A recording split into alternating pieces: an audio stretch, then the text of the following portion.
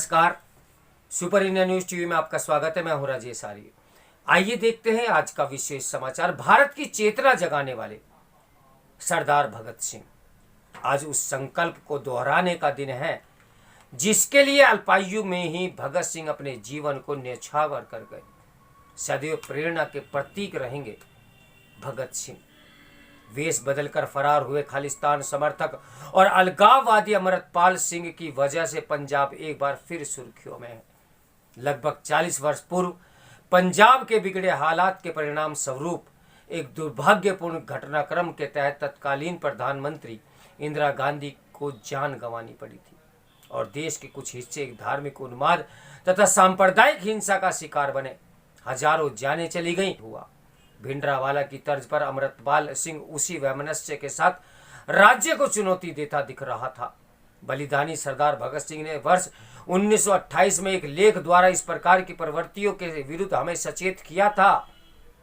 लेख में उन्होंने लिखा था, अब तो पंथ का होना ही दूसरे पंथ का कट्टर शत्रु होता है। यदि इस बात का यकीन न हो तो लाहौर के ताजा दंगे ही देख लें।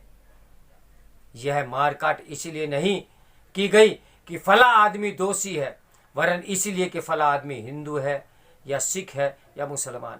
ऐसी स्थिति में हिंदुस्तान का भविष्य अंधकार में नजर आता है। ठीक 95 वर्ष पूर्व की गई यह व्याख्या आज के संदर्भ में भी उचित ठहरती है।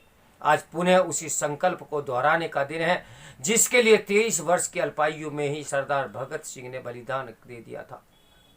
सरदार भगत सिंह एवं उनके साथियों राजगुरु और सुखदेव के बलिदान को लगभग 90 वर्ष पूरे हो चुके हैं, लेकिन भारतीय जनमानस को उनके पराक्रम की गाथाएं आज भी रोमांचित कर जाती हैं।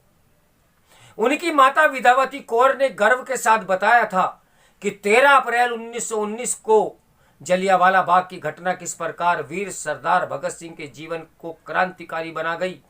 दरअसल 1919 में स्वतंत्रता सेनानियों से निपटने के लिए अंग्रेजों ने एक काला कानून लागू किया जिसे रॉलेट एक्ट के नाम से जाना जाता है।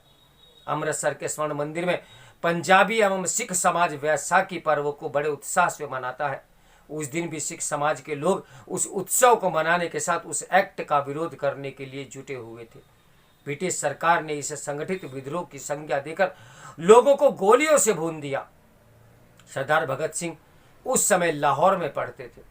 वह लाहौर से अमृतसर पहुंचकर वहां से लहू से रंगी हुई मिट्टी को एकत्रित कर लाए। भगत सिंह रोजाना उस पर फूल चढ़ाकर बलिदानियों को अपनी श्रद्धांजलि देते थे। मां विद्यावती कौर के मुताबिक भगत सिंह पर शादी के लिए परिवार वालों ने दबाव बनाना शुरू कर दिया तो वह एक दिन पत्र लिखकर घर छोड़ गए और उनका जीवन देश के लिए समर्पित है, यह उसमें लिखा। फिर तो भारत को आजाद कराने के लिए वे क्रांति की मशाल लेकर निकल पड़े। अंग्रेजों ने अपनी सत्ता की जड़ें हिलती देख भयभीत होकर उन्हें लाहौर सेंट्रल जेल में बंद कर दिया।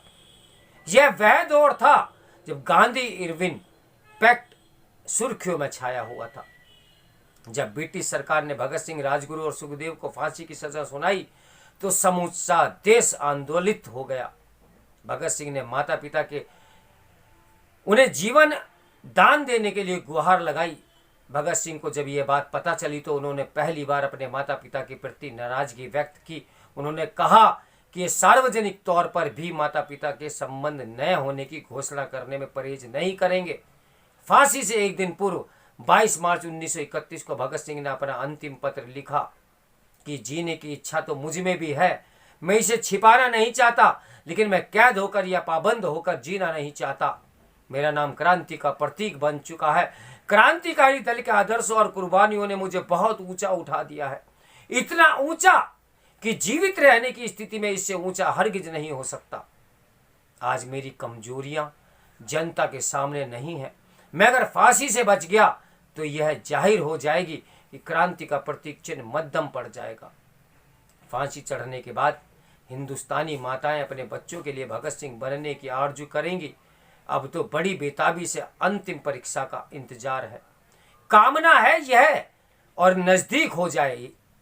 इससे प्रतीत होता है कि वे अपने लक्ष्य के प्रति कितने समर्पित थे।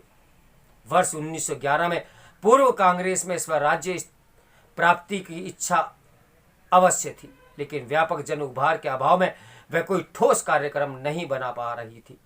23 मार्च 1931 को इन वीरों की आहुति के बाद समूचे देश की चेतना में एक नई जागृति आई। भावनाओं का उफान चरम पर पहुंच गया।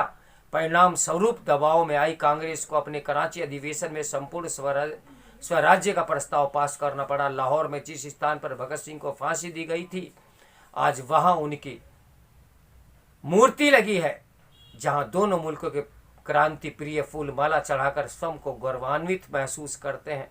आज सभी विचारों के दल एवं व्यक्ति उन्हें अपने अपने तरीके से स्मरण कर रहे हैं, लेकिन उनका कथन अब भी गूंज रहा है कि हमारा लक्ष्य यह नहीं कि गोरे शासकों का स्थान काले शासक ले और व्यवस्था जस की तस चलती रहे।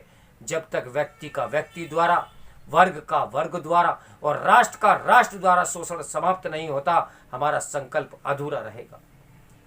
तो नमन है ऐसे क्रांति वीर को, मेरा सत सत नमन